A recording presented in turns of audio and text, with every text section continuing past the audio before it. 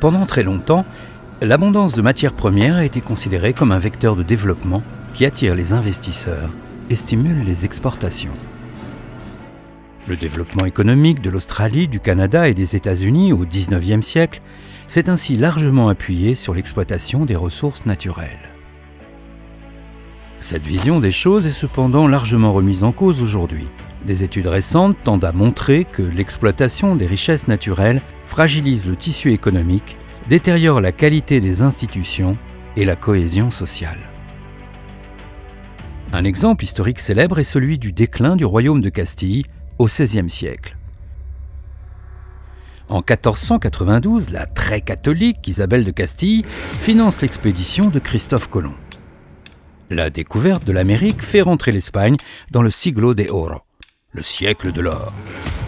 Saisis d'une fièvre de l'or, les Espagnols vont piller avec brutalité les richesses du Nouveau Monde.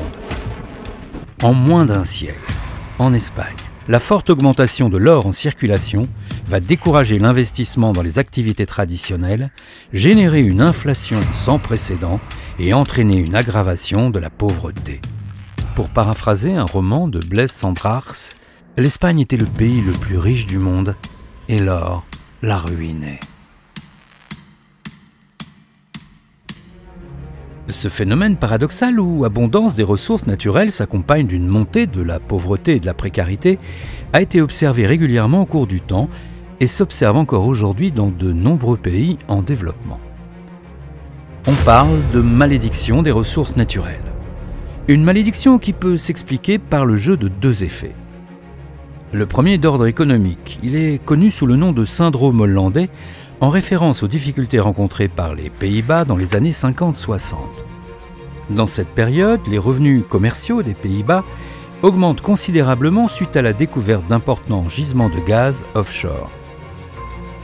L'abondance de devises étrangères, liée à l'accroissement des recettes d'exportation de gaz, entraîne une appréciation de la monnaie nationale, le florin. Cette appréciation réduit la compétitivité des autres secteurs exportateurs et des secteurs en concurrence avec les importations. Il en résulte une contraction de l'activité de ces secteurs et une concentration économique autour du secteur extractif. On observe ainsi une régression du développement économique du pays liée à un phénomène de désindustrialisation. Parallèlement, la hausse des revenus gaziers encourage la demande et se traduit par une hausse des prix des biens et services qui ne sont pas soumis à la concurrence internationale. Enfin, le redéploiement des ressources en faveur du secteur extractif, intensif en capital, qui n'utilise que peu de main-d'œuvre, s'accompagne d'une montée du chômage. On retrouve ce type d'effet notamment avec le pétrole, au Mexique, au Nigeria ou en Azerbaïdjan. Le deuxième effet s'exprime à travers la dégradation de la qualité des institutions et de la cohésion sociale. La rente pétrolière ou minière peut être gaspillée par le financement de dépenses publiques somptuaires, inutiles ou peu productives, qu'on appelle des éléphants blancs.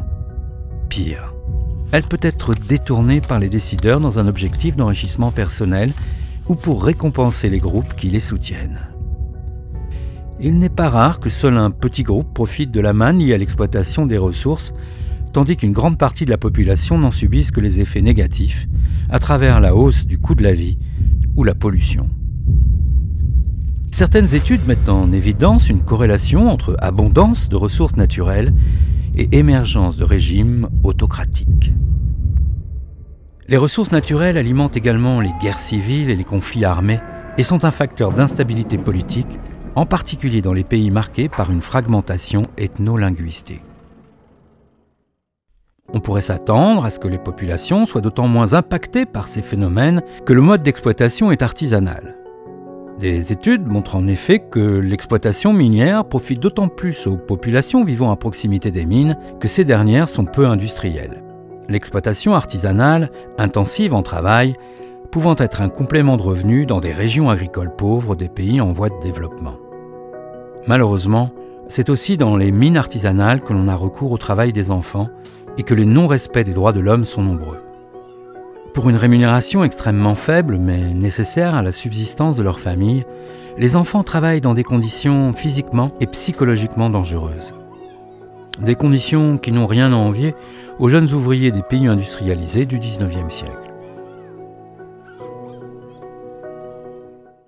L'activité artisanale soulève également des difficultés de droit d'exploitation et génère une contrebande de minerais, diamants, or, qui peut alimenter des conflits armés, comme par exemple en République centrafricaine, en République démocratique du Congo ou au Sierra Leone.